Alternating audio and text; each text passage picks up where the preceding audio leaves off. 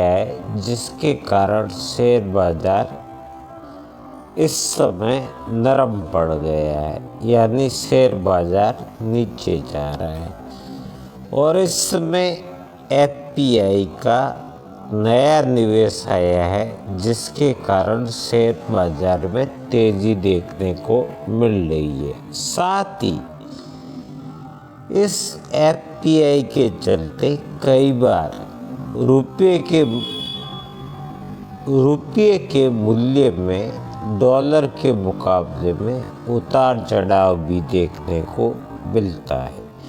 तो आखिर एफपीआई क्या होता है और ये एफपीआई एफडीआई से किस प्रकार से अलग है और इसके चलते कैसे शेयर बाजार ऊपर नीचे होता है, साथ ही रुपये के मूल्य में किस प्रकार का प्रभाव देखने को मिलता है, तो सारी जानकारी आपको इसी वीडियो के माध्यम से दी जाएगी। वीडियो को शुरू करने से पहले आपसे निवेदन है, अगर आपने अभी तक हमारे चैनल को सब्सक्राइब नहीं किया तो सब्सक्राइब करें, वीडियो को लाइक करना बिल्कुल भी ना भूलें।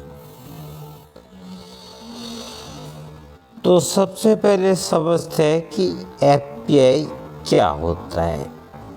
तो आपको बता दें, जब कोई विदेशी व्यक्ति या संस्था, जैसे विदेशी म्यूचुअल फंड, संस्था का मतलब विदेशी म्यूचुअल फंड, बैंक या पेंशन फंड, भारत के शेयर बाजार में बॉन्ड या अन्य वित्तीय संपत्तियां खरीदता है तो इसे कहा जाता है एफपीआई। एफपीआई की फुल फॉर्म क्या होती है? Foreign portfolio investment. पोर्टफोलियो का मतलब क्या होता है? जब एक साथ कई कंपनियों के शेयर एक साथ खरीदे जाए, जैसे म्यूचुअल फंड क्या होता है? Portfolio investment.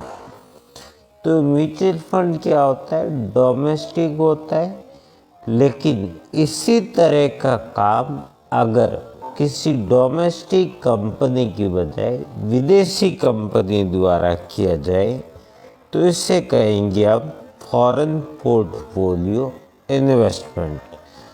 जो देसी कंपनी नहीं होगी बल्कि क्या होगी? विदेशी कंपनी होगी।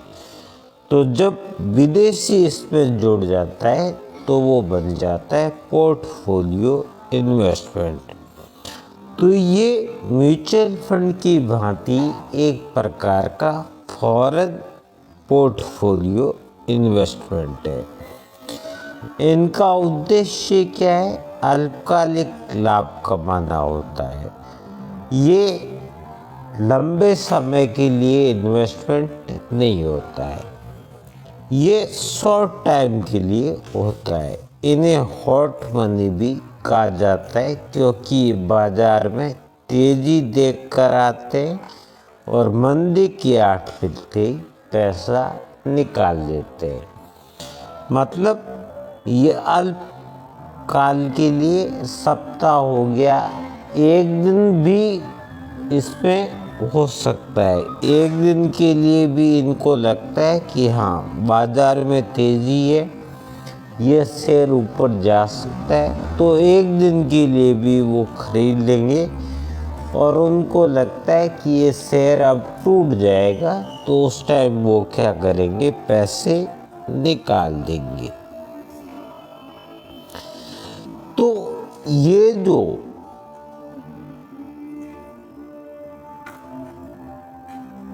टाइम पीरियड है वो टाइम पीरियड ही इसको एफडीआई से अलग करता है। किस प्रकार से? देख लीजिए।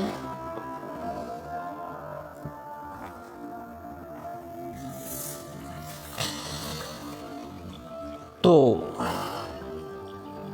एफपीआई और एफडीआई में अंतर क्या है? सबसे पहले प्रवेश का अंतर है। एफपीआई शेयर बाजार के जरिए होता है लेकिन एफडीआई क्या होता है, सीधे होता है। कोई भी विदेशी कंपनी किसी कंपनी के अंदर सीधा निवेश कर देती है।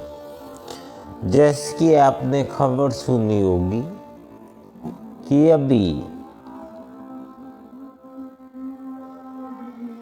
यस बैंक में जापानी बैंक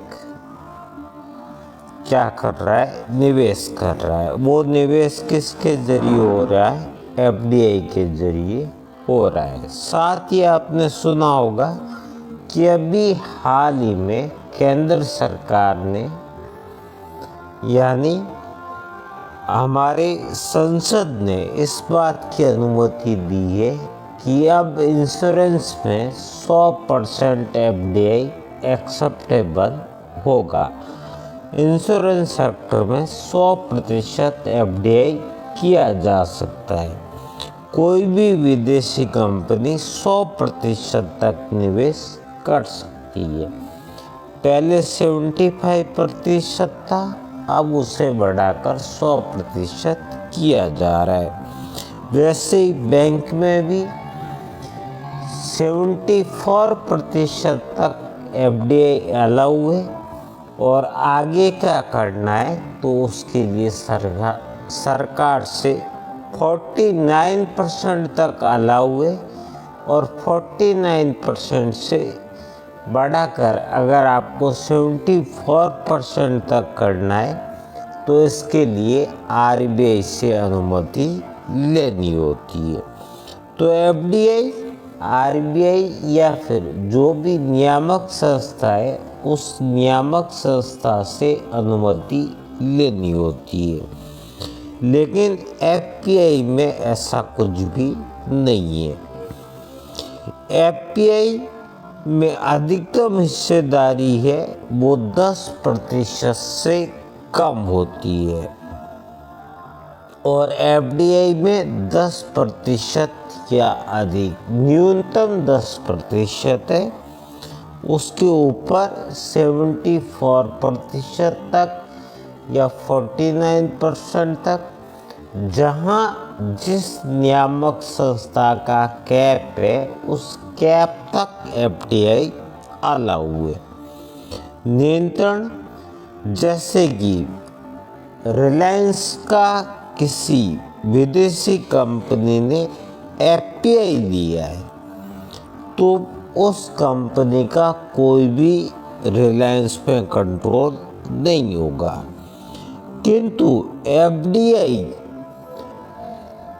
के जरिए कोई कंपनी इंडियन कंपनी में निवेश करने जा रही है तो उस विदेशी कंपनी का उस कंपनी के अंदर कंट्रोल हो जाएगा, मैनेजरियल कंट्रोल होगा और वो डिसीजन मेकिंग में पार्टिसिपेशन करेगी। लेकिन एफपीआई में डिसीजन मेकिंग में पार्टिसिपेशन अलाउ नहीं होता है। टाइम पीरियड के हिसाब से देखें तो एफपीआई अल्पकालिक होता है, कम समय के लिए होता है। लेकिन एफडीआई जो है वो दीर्घकालिक होता है, दीर्घकालिक होता है, लंबे समय तक। लेकिन एफडीआई दीर्घकालिक होता है, वो लंबे समय तक चलता रहता है। लंबे समय तक जब एक कंपनी निवेश कर देती है तो उसके बाद पैसे यूं नहीं निकाल सकती है। और निकास की बात करें तो एफपीआई बहुत आसान है, कोई ज़्यादा जटिलता नहीं है। किंतु एफडीआई में निवेश के बाद निकालना बहुत कठिन है, बहुत जटिलता है, जिसके कारण इसे आसानी से नहीं निकाला जा सकता है। ये दोनों में डिफरेंस है। अब आपके दिमाग में सवाल चल रहा होगा कि आखिर एफपीआई के जरिए किसी भी शेयर मार्केट में शेयर कैसे खरीदे जाते हैं। जैसे कि हम इंडियन लोग क्या करते हैं, किसी कंपनी का शेयर खरीदना है तो हम एक ऐप पे गए और उस ऐप के ज़रिए ऑर्डर करके शेयर खरीद लेते हैं। तो क्या एफपीआई में भी यही होता है कि जैसे हम शेयर खरीदें ठीक वैसे ही वो कंपनी शेयर खरीदती है? तो क्या उसी ऐप के ज़रिए खरीदें? अगर ऐप के ज़रिए खरीदें तो फिर इसे एफपीआई क्यों कहा जाता है? प्रोसेस क्या वही है या प्रोसेस अलग है? अगर आपके दिमाग में ऐसा कोई सवाल है तो जान लीजिए। सबसे पहले अगर किसी विदेशी कंपनी को निवेश करना है शेयर मार्केट में एफपीआई के जरिए, तो सबसे पहले उससे क्या करना पड़ेगा, डीडीपी का चयन करना पड़ेगा। डीडीपी की फुल फॉर्म होती है डेजिग्नेटेड डिपॉजिटरी पार्टिसिपेंट का चयन करना है जो उनके पंजीकरण का काम करता है। यानी इंडिया में एक संस्था के पास उनको रजिस्ट्रेशन करवाना है। वो संस्था क्या होगी? जैसे हम किसी ऐप का चयन कर रहे हैं वैसे वही ऐप जो है वो अलग तरह का, अगर इस तरह का लाइसेंस जो है डीडीपी का लाइसेंस कहीं से ले रखा है, डीडीपी का लाइसेंस सेबी से ले रखा है, तो उन्हें हक बनता है, तो उन्हें अधिकार प्राप्त हो जाता है कि वो विदेशी पार्टिसिपेंट्स जो एफपीआई के जरिए इंडिया में निवेश करना चाह रहे हैं उनका रजिस्ट्रेशन करें। तो ऐसी संस्था के पास रजिस्ट्रेशन करवाना है। आप देखिए लास्ट में एग्जाम्पल के थ्रू आपको बता देंगे कि आखिर डीडीपी क्या होता है। तो सेबी में रजिस्ट्रेशन, सेबी के पास कैटेगरी 1 या कैटेगरी 2 में रजिस्टर्ड होना पड़ता है। कैटेगरी 1 का मतलब ये होता है कि जो भी विदेशी संस्था है यानी जिसमें कोई विदेशी बैंक या फिर विदेशी म्यूचुअल फंड या पेंशन फंड इस तरह की संस्थाएं हैं, वो संस्था को कैटेगरी 1 में रखा जाता है। और कैटेगरी 2 का मतलब होता है कोई व्यक्ति या फिर जो सरकारी संस्था नहीं है, निजी संस्थान है, वो कैटेगरी 2 में होगा। उन्हें क्या करना है, भारत में कस्टोडियन की नियुक्ति करनी है। विदेशी निवेशकों के पास एक कस्टोडियन जैसे कि सिटी बैंक, स्टैंडर्ड चार्टर्ड होना अनिवार्य है। ये कस्टोडियन है, इनके पास रजिस्ट्रेशन करवाना पड़ेगा सिटी बैंक या स्टैंडर्ड चार्टर्ड इस प्रकार का अनिवार्य, जो उनके फंड और शेयर की जिम्मेदारी लेता है, जो फंड की जिम्मेदारी लेंगे ये। ऑर्डर फ्लो, एफपीआई अपने विदेशी ऑफिस से भारतीय ब्रोकर को ऑर्डर देता है, ब्रोकर उसे एक्सचेंज पर बेचता है। वो अपने कस्टोडियन जो जैसे कि बता दिया सिटी बैंक या स्टैंडर्ड चार्टर्ड को ऑर्डर देगा और ऑर्डर के हिसाब से वो क्या करेगा, ब्रोकर उनके लिए शेयर खरीद लेगा। अगर इसे उदाहरण से समझे तो उदाहरण से समझते हैं ताकि आपको सारा समझ आ जाए। जैसे कि यहाँ पे मान लीजिए कि न्यूयॉर्क पेंशन फंड एक सरकारी संस्थान है, एक काल्पनिक पीएफआई है। भारत की कंपनी रिलायंस इंडस्ट्री में 1 लाख शेयर खरीदना चाहता है। तो यहाँ 2 लोग हैं, एक न्यूयॉर्क पेंशन फंड और दूसरा हो गया आपका रिलायंस।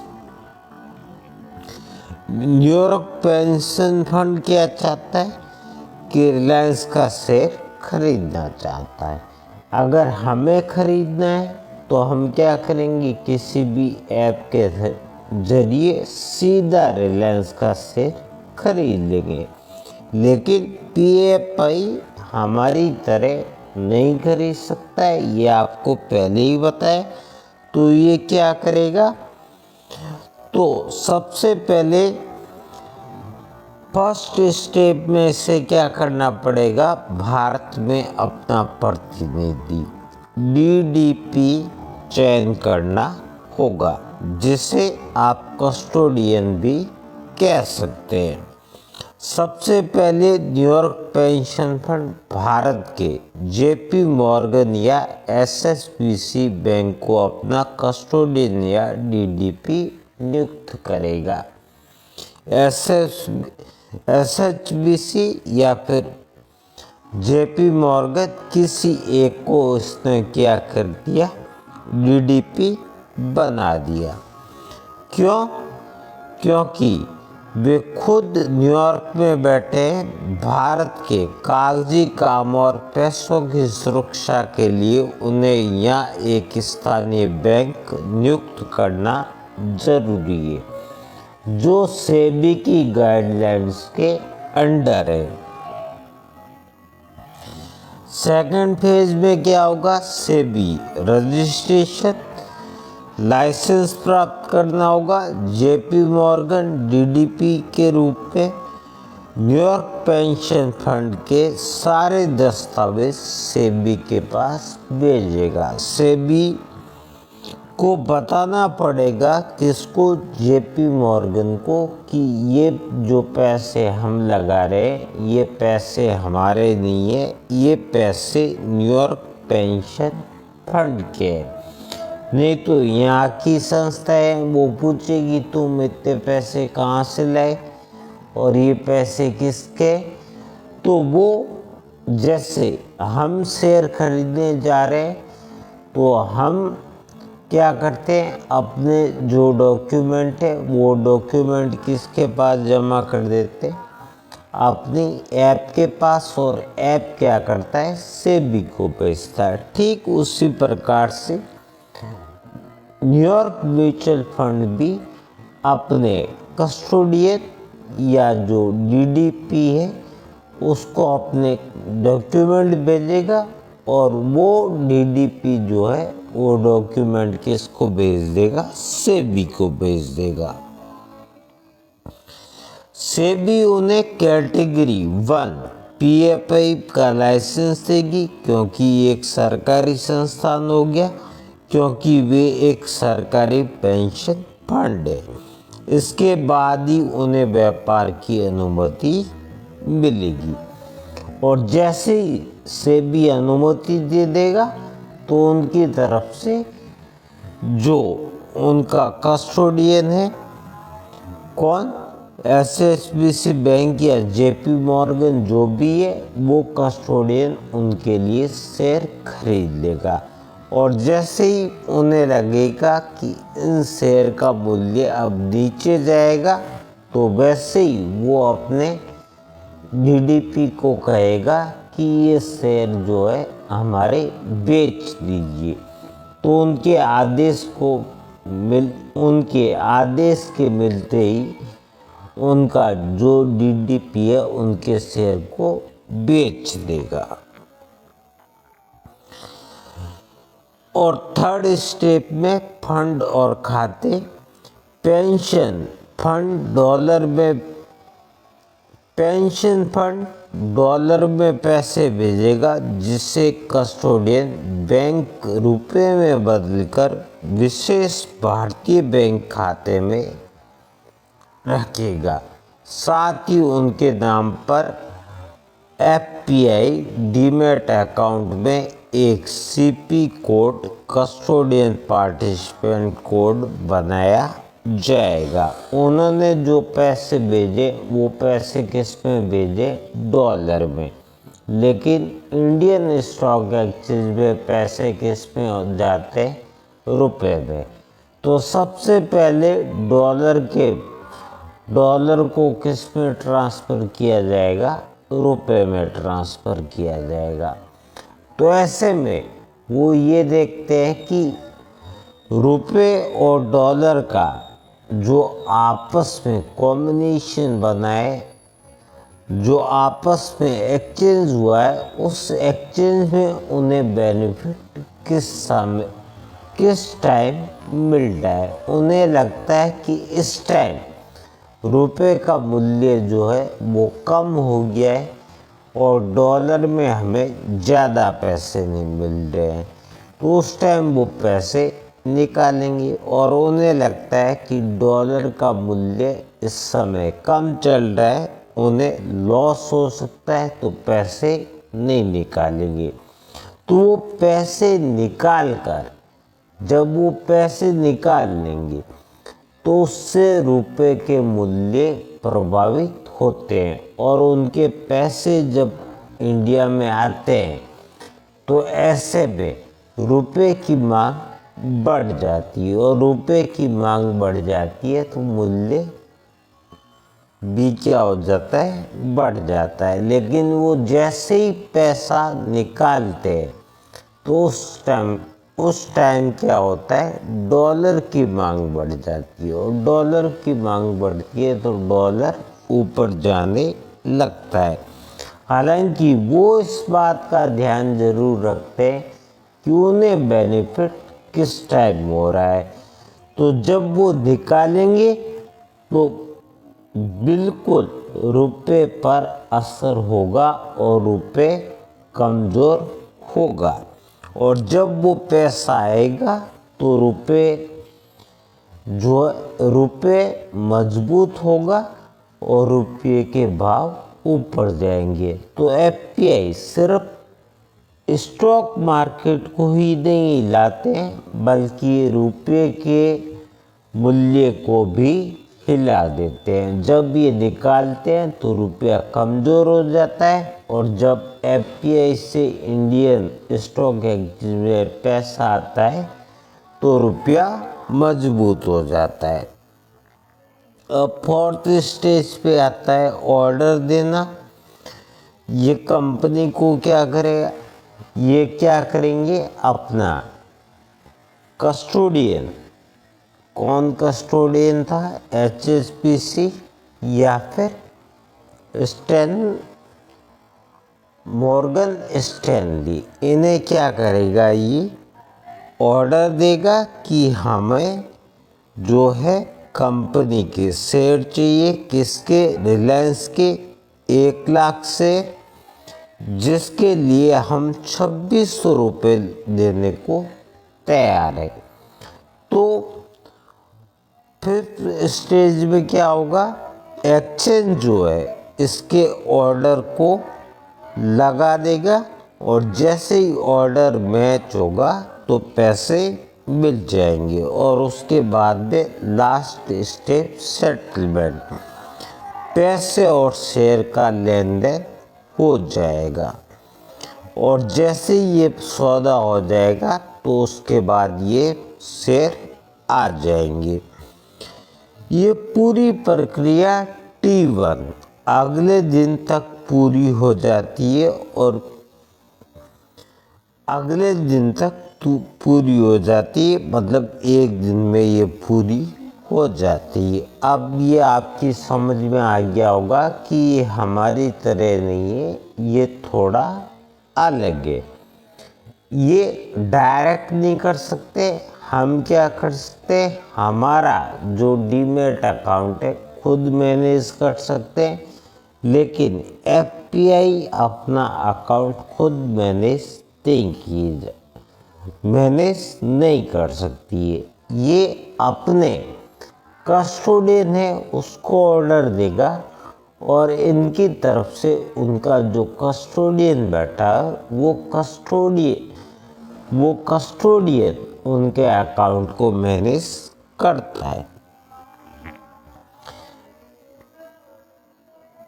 क्या ये सामान्य डीमैट अकाउंट के जैसा ही होता है? बिल्कुल भी नहीं। क्यों नहीं होता है? क्योंकि खाते का प्रकार, अगर प्रकार के हिसाब से देखें तो आम नागरिक इंडिविजुअल डीमैट अकाउंट खोलता है, जबकि एफपीआई जो है वो कॉरपोरेट आधारित डीमैट अकाउंट खोलता है।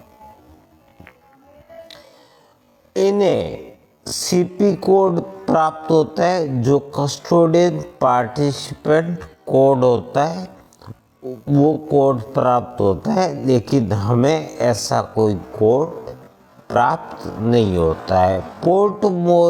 पोर्टफोलियो इन्वेस्टमेंट स्कीम जो है वो सौदे आरबीआई की पीआईएस योजना के तहत ट्रैक किए जाते हैं, जो सामान्य डीमैट पे नहीं होता है। ये आरबीआई ट्रैक करके देखता रहता है कि कितना निवेश आया, कितना नहीं आया है। और अनुपालन पीएफआई अकाउंट के लिए कड़े केवाईसी और मनी लॉन्ड्रिंग नियमों का पालन करता है। अब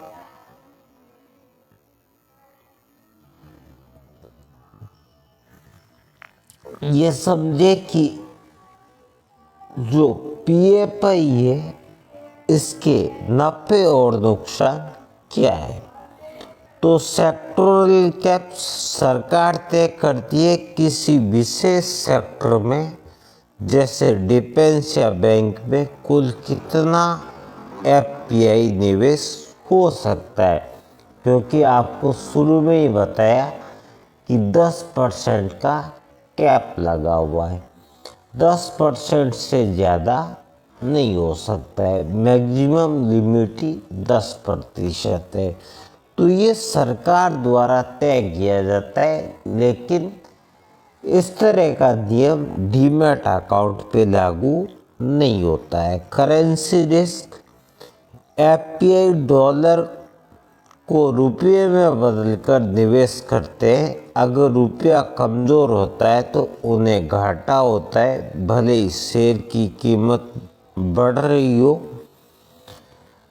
और दूसरी तरफ अगर एफपीआई आता है तो रुपया मजबूत होता है।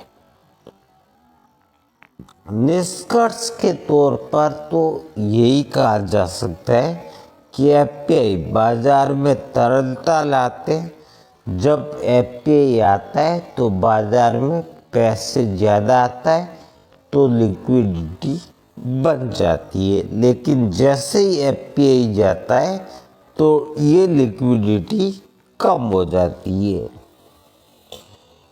ये अस्थिर पैसा है, इसलिए इनके भारी बिकवाली करने पर भारतीय बाजार धड़ाम से गिर जाता है। जैसे ही एफपीआई पैसे वापस लेके लौटता है तो मार्केट क्या हो जाता है, गिर जाता है, और दूसरी तरफ रुपया है वो भी कमज़ोर हो जाता है और डॉलर के मुकाबले में गिर जाता है। तो ये एक साथ स्टॉक को मजबूत भी करता है और रुपये को भी मजबूत करता है, लेकिन जैसे ही ये जाता है तो स्टॉक और रुपया दोनों क्या हो जाते हैं, कमज़ोर हो जाता है और दोनों की बिकवाली जो है वो धड़ाम होने लगती है। तो ये उम्मीद है कि आपको सारी चीज़ समझ आ गई होगी। अगर आप चाहते हैं कि आपको एफपीआई की श्रेणियां कैटेगरी 1 और कैटेगरी 2, मतलब मैंने आपको कहा कि एक सरकारी है एक निजी है, लेकिन हालांकि इसमें थोड़ा बहुत डिफरेंस है और दोनों के निवेश का भी डिफरेंस है कि ये दोनों निवेश किस प्रकार से कर सकती है। अगर आप इसके बारे में विस्तार से जानकारी चाहते हैं तो कमेंट बॉक्स में ज़रूर लिखें और आपका दूसरा कोई शेयर मार्केट या अन्य शेयर मार्केट या अर्थव्यवस्था से रिलेटेड कोई भी सवाल है तो बेधड़क कमेंट बॉक्स में हमें बताएं ताकि हम अगले वीडियो में आपको उसकी संपूर्ण जानकारी दे सके। नमस्कार दोस्तों, फिर मिलते हैं अगले वीडियो में।